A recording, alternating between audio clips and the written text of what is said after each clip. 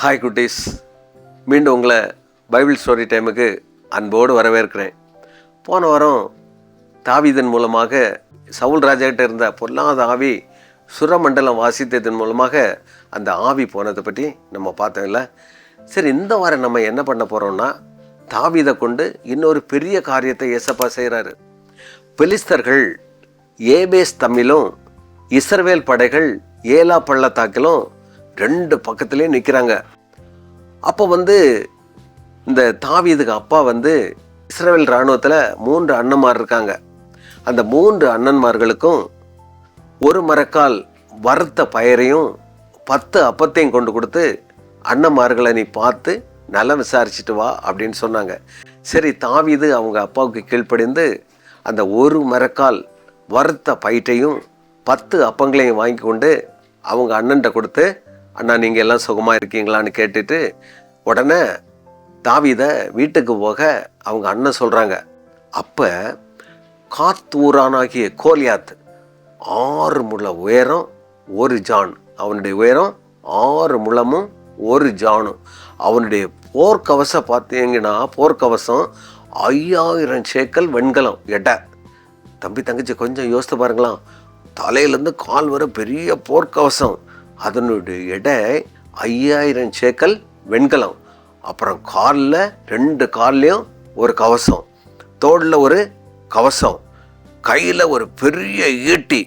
அப்படியே இந்த இஸ்ரவேலர்களை பார்த்து, உங்களில் யாராவது என்னை அடித்து போட்டுட்டா நான் உங்களுக்கு அடிமை அப்படின்னு சொல்லி 40 நாள் கத்துறான். இந்த சத்தத்தை தாவீது கேட்டான். இவன் குட்டி பையன் உன்னை சொல்கிறான், ஒரு சமயத்தில் நான் ஒரு சிங்கத்தையும் ஒரு கரடியும் கொண்டு போட்டனே, இந்த விருத்த சேதனம் இல்லாத பெலிஸ்தன் என் கைக்கு ஏமாத்துறான் அப்படின்னு சொன்னோன்னே அவங்க 3 அண்ணனும், நீ எதுக்கா வந்த, உன்னை தொலைச்சி கட்டிடும், வீட்டுக்கு ஓட அப்படின்னு சொன்னோன்னே சவுல் ராஜா கேட்டார், நீ அவங்கள ஒன்றும் செய்யாதீங்க, ஒருவேளை அவனுடைய தேவனுடைய அந்த வல்லமையினால் அந்த காத்தூரானாகிய கோலியாத்தை முறியடிக்க முடியுமா அப்படின்னு சொல்லி சவுல் கேட்டோன்னே, நிச்சயமாக என்னால் முடியும் அப்படின்னு சொல்லி பெரிய போர்க்கவசத்தை எல்லாம் தாவீதுக்கு மாட்டுறாங்க. அவனும் சின்ன குட்டி பையன் எல்லாம் அவ்வளோ வெயிட்டு. ஒன்று சொல்கிறான், இந்த கவசங்கள் எல்லாம் எனக்கு வேண்டாம், என்கிட்ட கர்த்தர் கொடுத்த ஒரு உண்டிக்கோல் இருக்குது, ஒரு பை இருக்குது, 5 கூழாங்கல் இருக்குது, இதை கொண்டு இந்த கோலியாத்தை நான் முறியடிக்கிறேன் அப்படின்னு சொன்ன உடனே அந்த சவுல் ராஜா தாவீதுக்கு அனுமதி கொடுத்தோன்னே அங்கேருந்து அந்த கோலியாத்து கத்துறான். தாவீதை பார்த்து, டேய் சுண்டக்கா பையா, நீ தடியோட வரக்கு நான் என்ன நாயா அப்படின்னு கேட்டோன்னே இந்த தாவீது என்ன பண்ணான்னு தெரியுமா? நானோ, தம்பி தங்கச்சி நல்லா கேளுங்க, நானோ நீ நிந்தித்த இஸ்ரவேலுடைய இராணுவங்களின் தேவனாகிய சேனைகளுடைய கர்த்தரின் நாமத்திலே வருகிறேன்னு சொல்லி வலது கையை எடுத்து பைக்குள்ள விட்டான். எடுத்தான் ஒரு கல்ல, வச்சான் உண்டிக்கோல, அடிச்சான் கோலியாத்துக்கு நெத்தியில, முகங்குப்புற விழுந்து செத்தான் கோலியாத்து.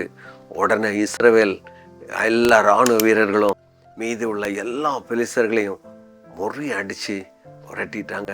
இதை கேட்டு கொண்டிருக்கிற என் அன்பு தம்பி தங்கச்சியே, தாவீது என்ன சொன்னான் தம்பி தங்கச்சி தெரியுமா? எல்லாரும் சேர்ந்து சொல்லுங்க. நானோ நீ நிந்தித்த இஸ்ரவேலின் இராணுவங்களின் தேவனாகிய சேனைகளுடைய கர்த்தரின் நாமத்திலே வருகிறேன் பாருன்னு சொல்லி உண்டிகோல் வச்சு அடிச்சான். இது தாவீதுக்கு பலன் இல்லை, தேவன் கொடுத்த பலன். இதை கேட்டுக்கொண்டிருக்கிற தம்பி தங்கச்சி, ஏதாவது ஒரு சூழ்நிலையில உனக்கு ஏதாவது பலவீனம் இருந்தா, இந்த தாவீதை போல நீ ஏசப்பட்ட கேட்டேன்னா உனக்கு எல்லா பலனையும் தந்து எப்படிப்பட்ட சத்துருவை முறியடித்து வெற்றி பெற ஆண்டவர் நிச்சயமாக உனக்கு உதவி செய்வார் என்பதில் எவ்வளவேனும் சந்தேகமே கிடையாது.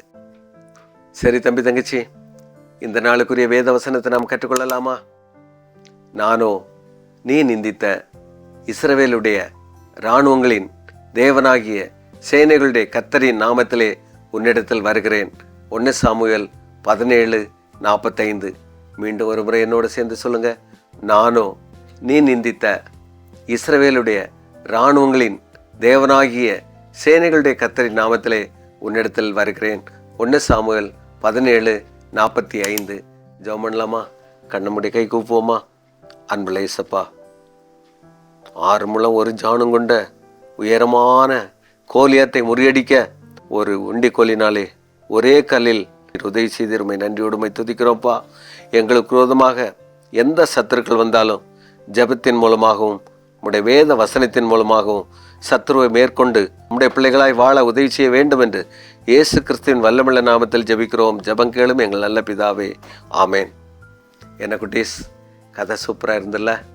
மீண்டும் வேறொரு கதையுடன் அடுத்த வாரம் உங்களை சந்திக்கிறேன். பாய்.